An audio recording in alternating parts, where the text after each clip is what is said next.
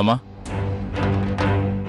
బాబు శివ, ఏంటిలా వచ్చావు? జరిగిందంతా చూస్తుంటే నాకేమీ అర్థం కావట్లేదు. అసలు ఏం జరిగింది? అస్మిత తను ఇంట్లో అడుగు పెట్టినప్పటి నుంచి అంతా వింతగా ఉంది. ఆలోచిస్తే నా తల పగిలిపోతుంది. సిమ్రన్ అను కోసం పాడిన పాటనే ఇప్పుడు తను పాడింది. సిమ్రన్ చేసిచ్చే కషాయం లాంటిదే తను నాకు చేసిచ్చింది. అసలు నాకు అర్థం కానిది ఏంటంటే నాకు తలనొప్పిగా ఉందని తనకి ఎలా తెలిసింది? అమ్మా, మీరు చూశారుగా తను మన ఇంట్లో అడుగు పెట్టగానే ఏం జరిగిందో. సిమ్రన్ దగ్గరున్న ఫ్లవర్ వాజ్ పడిపోయింది. ఇదంతా మీకు వింతగా అనిపించట్లేదా? సరే, నువ్వేం కంగారు పడకు శివ. నేను తనతో మాట్లాడతాను. నేను అడిగే ప్రతి ప్రశ్నకి తను సమాధానం చెప్పి తీరాలి. అసలు తను ఎవరు అనే విషయాన్ని ముందు మనం తెలుసుకోవాలి.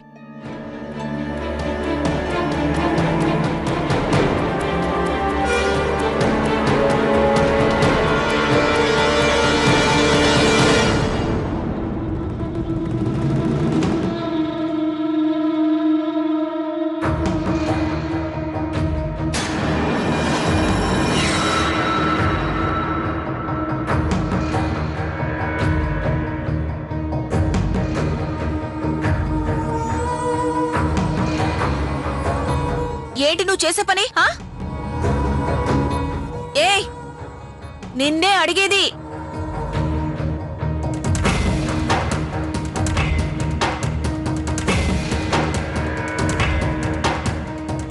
అమ్మగారు, అస్మిత, శివ కోసం కషాయం నువ్వే చేసావా? ఓయ్, అమ్మగారిని అడగకుండా వంటింట్లోకి వెళ్ళడానికి నీకు ఎంత ధైర్యం? ఎవరిని అడిగి నువ్వు కషాయం చేశావు?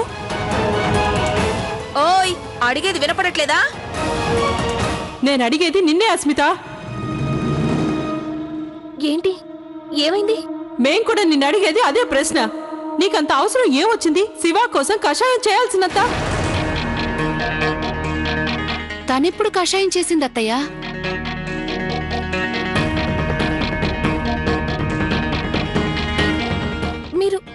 మీరేమంటున్నారు? నేను ఏ కషాయమూ తయారు చేసి ఇవ్వలేదు. నేను నా గదిని శుభ్రం చేసుకుంటున్నాను. అసలు ఏం జరుగుతోంది? ఓరి భగవంతుడా, నాకేం జరుగుతోంది? అసలు ఎందుకు ఇలా జరుగుతోంది? అరే, బాగా నిద్ర పట్టింది నాకు. ఆలస్యంగా లేచాననుకోకండి.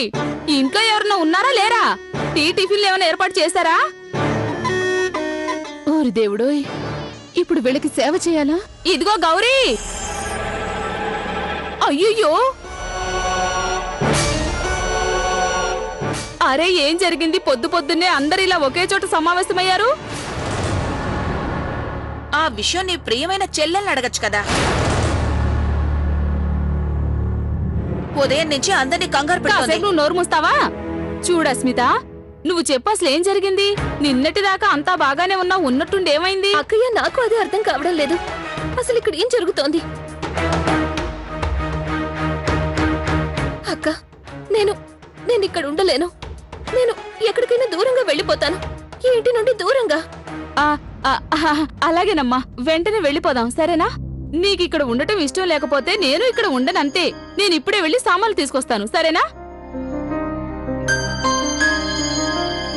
అక్క, ఈ అమ్మాయిని చూస్తుంటే ఈ ఇంటితో ఏదో విడదీయరాని సంబంధం ఉందని నాకు అనిపిస్తోంది.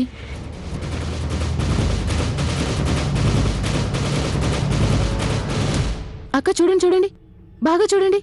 సిమ్రన్ ఫోటోని ఎలా గుచ్చి చూస్తుందో.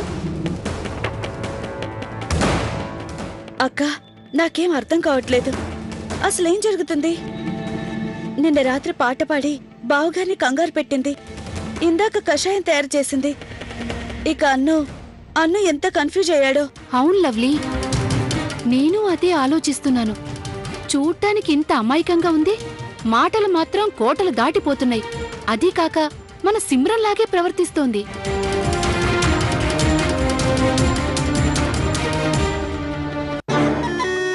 ఇదిగో మన సామాన్లు తీసుకొచ్చాను. పద పదమ్మా, నీకిష్టం లేని చోట మనం ఒక్క క్షణం కూడా ఉండొద్దు. చిన్నమ్మగారు, మీకు చాలా చాలా ధన్యవాదాలు. వెళ్ళొస్తాం. పద అస్మిత. చాలా సంతోషం అండి.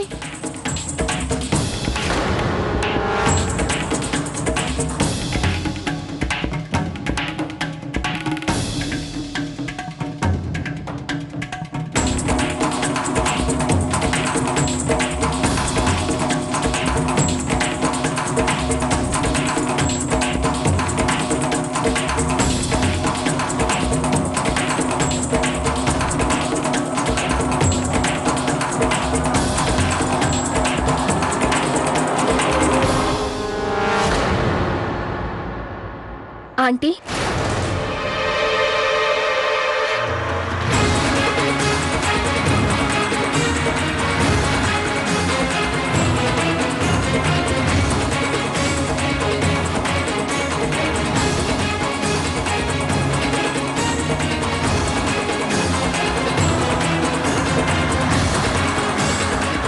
తీసుకోండి. మీకు ఇవ్వాల్సిన 500 రూపాయలు.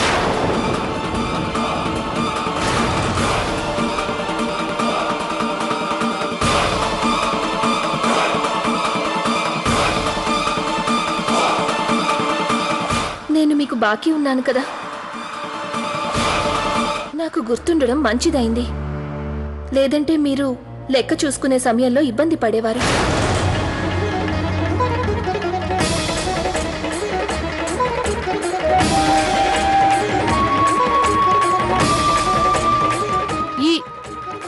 ఈ మాటలు ఇలాగే సిమ్రన్ కూడా అత్తయ్యతో చెప్పింది.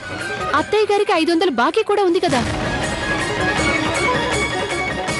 అత్తగారు లెక్క తప్పకూడదని 500 రూపాయలు నేనే కట్టాను. అందరూ శ్రద్ధగా వినండి. వచ్చే 3 నెలల వరకు సిమ్రన్‌కి ఎలాంటి ఇంటి పనులను కూడా అప్పచెప్పడానికి వీల్లేదు. పూజైనా, వంట పనైనా, ఇంటి ఖర్చులైనా, దేనికి సంబంధించిన పనైనా సరే.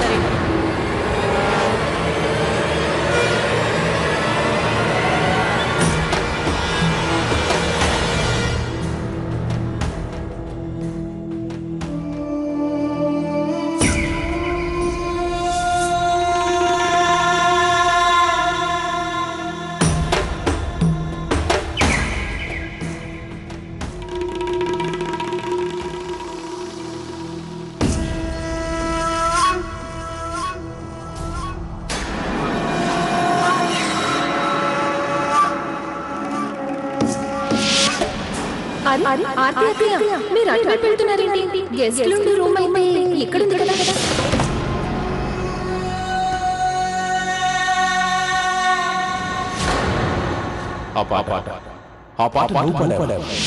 ఏం పాట?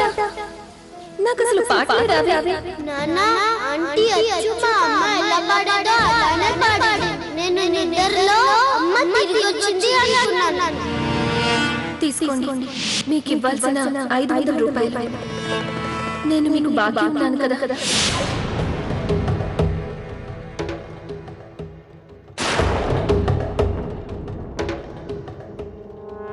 ఆగు ఆగు ఆగు ఆగు.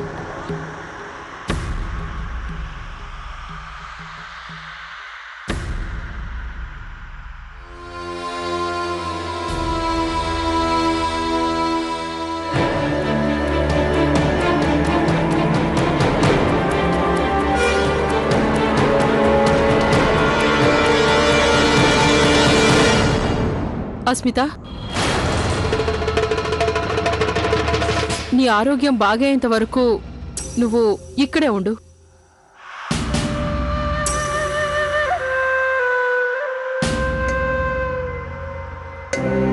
చూడండి చిన్నమ్మగారు. చూడార్తి, తను ఇంట్లో ఉన్నప్పుడే అనారోగ్యం పాలైంది. తన బాగోగులు చూడాల్సిన బాధ్యత మా ఇంట్లో వాళ్ళందరి మీద ఉంది.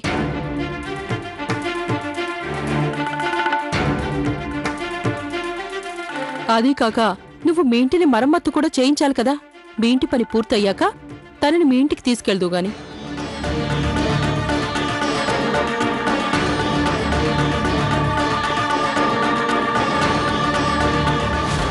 వద్దులే చిన్నమ్మ, ఇప్పటికే చాలా మర్యాద చేశారు.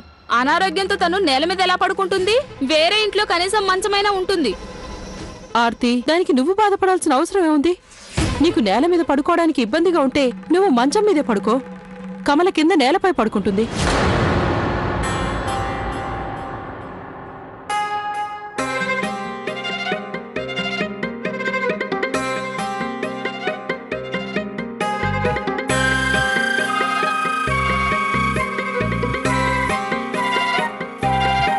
అత్తయ్య, మీరు కరెక్ట్ గానే చెప్పారు. కమల నేలపై పడుకుంటుంది. తనకు అలవాటే కదా. ఏం కమల? నాకు ఎలాంటి ఇబ్బంది లేదు. నాకు చిన్నప్పటి నుంచి అలవాటే కదా నేలపై పడుకోవడం. అస్మిత, అందరూ అంతగా చెప్తున్నారు, ఆగిపోవచ్చు కదా. కానీ అది అక్కయ్య, అది తన గురించి ఏం బెంగ పెట్టుకోకు. తను వచ్చేస్తుంది, నేను తీసుకొస్తాను కదా. అరే, నాకు తెలుసు కదా అస్మిత, తను లేకుండా నువ్వు ఒక్క క్షణం కూడా ఉండలేవు. నాకు ఆ మాత్రం తెలీదా? నువ్వు తిన్నా, తాగినా, నిల్చున్నా, కూర్చున్నా, పడుకున్నా, లేచినా అన్నీ తనతోనే కదా. నువ్వేం కంగారు పడకు, తనని నేను తీసుకొస్తాను. ఆర్తి, ఎవరిని తీసుకొస్తావు? ఎవరి గురించి మాట్లాడుతున్నావు? అది గంగారాం. గంగారాం?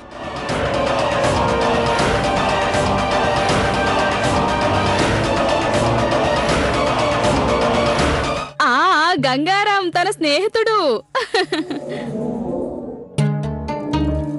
అవును, గంగారాం లేకుండా నేను ఒక్క నిమిషం కూడా ఉండలేను. అలాగా, ఆ గంగారాం రాలేదు కాబట్టి ఇంతవరకు అమ్మాయి గారు నోరు మెదపలేదు.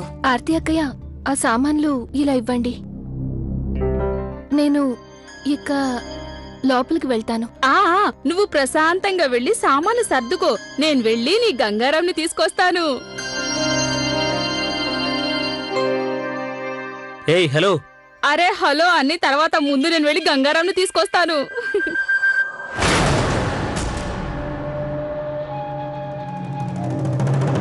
అమ్మా, ఇలా ముక్కు మొహం తెలియని అమ్మాని ఇంట్లో పెట్టుకోవడం మంచి పద్ధతేనా? తనను మీరెందుకు ఆపారు? ఎగ్జాక్ట్లీ అమ్మా.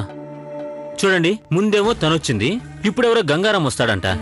గదులన్నీ నిండిపోయాయి. ఇప్పుడు ఆ గంగారాంని ఎక్కడుంచుతారు మీరు? అవునత్తయ్య, తన ప్రవర్తన చిత్రంగా ఉంది.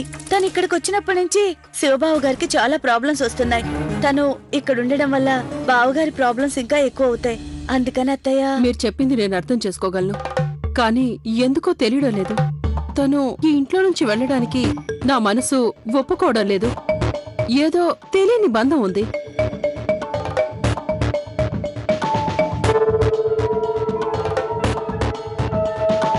కొంతకాలం మీరందరూ నా తరపున అతిథిగా భావించి ఇక్కడుండనివ్వండి. ప్రస్తుతానికి నేను మీకు ఇంతకన్నా ఏం చెప్పలేను. అలాగే అత్తయ్య.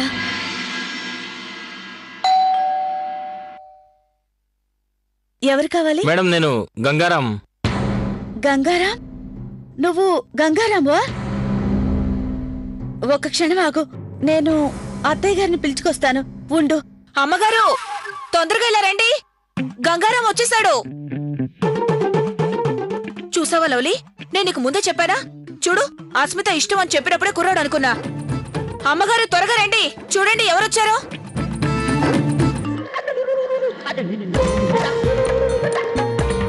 అంటే నువ్వు గంగారాం అంటే నువ్వేనా? చూడండి, ఆర్తి గారు నన్ను పంపించారు. అది అస్మిత గారి చిట్టి.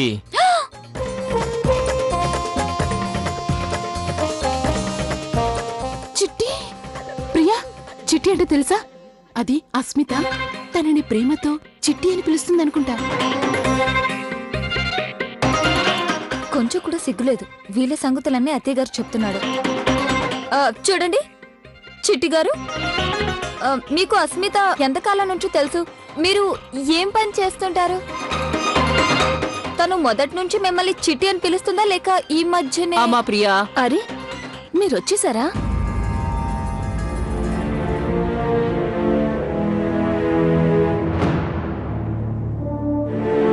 నేనెప్పటి నుంచో మీకోసం ఎదురు చూస్తున్నాను. ఇదిగోండి, తీసుకోండి.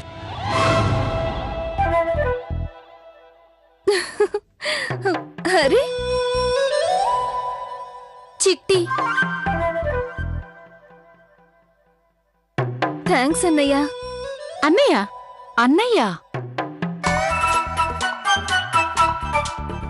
అత్తయ్య, ఇది ఆ చిలుకే 2 చెంచా తీసుకొని పారిపోయిందే, అది ఇదే. లవ్లీ, నీకెలా తెలుసు ఆ చిలక ఇదేనని? అత్తయ్య, గంగారాం గారు, ఈ రోజు నుంచి మీరిక్కడే ఉంటారు నాతో పాటే. ఇకపై ఈ ఇంట్లో పక్షులు కూడా ఉంటాయా?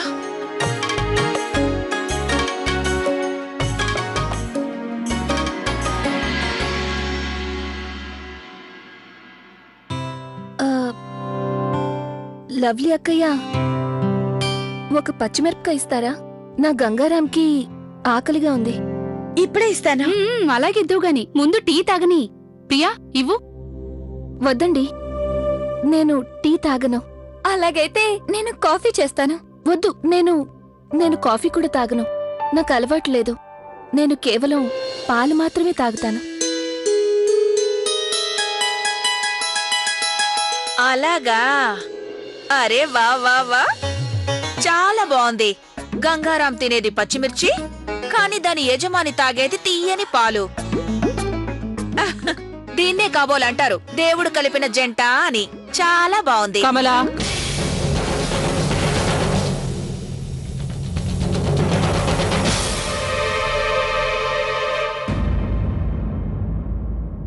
అస్మిత, నీ చిలకంటే నీకు చాలా ప్రేమనుకుంటాను.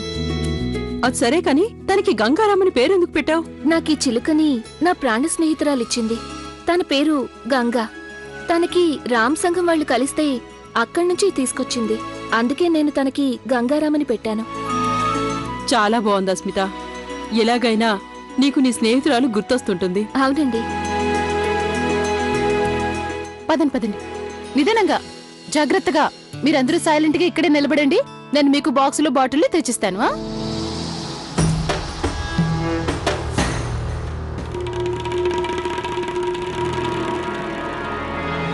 అరే ఏంటిది అన్ను? ఈరోజు పీటీ ఉంది కదా, నువ్వు వైట్ యూనిఫామ్ ఎందుకు వేసుకోలేదు?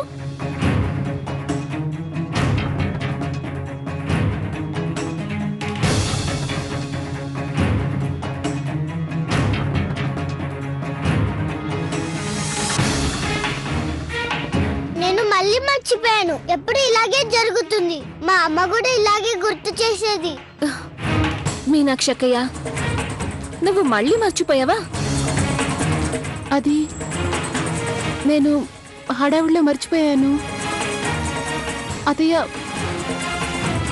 పర్వాలేదు, నేను 2 నిమిషాల్లో మార్చేస్తాను. అరే వద్దొద్దు, మీరేం కంగారు పడకండి, నేను మారుస్తాను. వెళ్దామా అన్ను?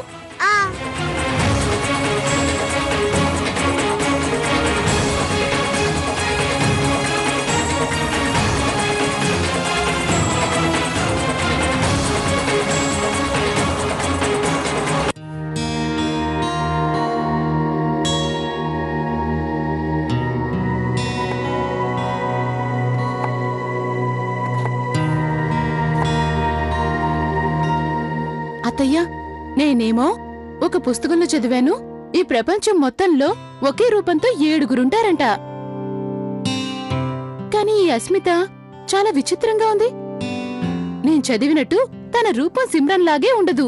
కాకపోతే అప్పుడప్పుడు ఉన్నట్టుండి తను సిమ్రన్ లాగే ప్రవర్తిస్తుంది. అదే నాకు అర్థం కావడం లేదు. ఎందుకో గాని నా మనసు కూడా తన వైపే లాగుతుంది. కానీ అత్తయ్య, మనకి తన గురించి పూర్తిగా తెలీదు. అలాంటి బంధం పెంచుకోవడం మంచిదంటారా? అందుకని నేను తన్ని ఇక్కడ ఉండమన్నాను. తనిక్కడే ఉంటే తన గురించి మనం తెలుసుకోవచ్చు కదా. మీరందరూ ఆ పని త్వరగా పూర్తి చేయండి. నేను నా గదికి వెళ్తాను.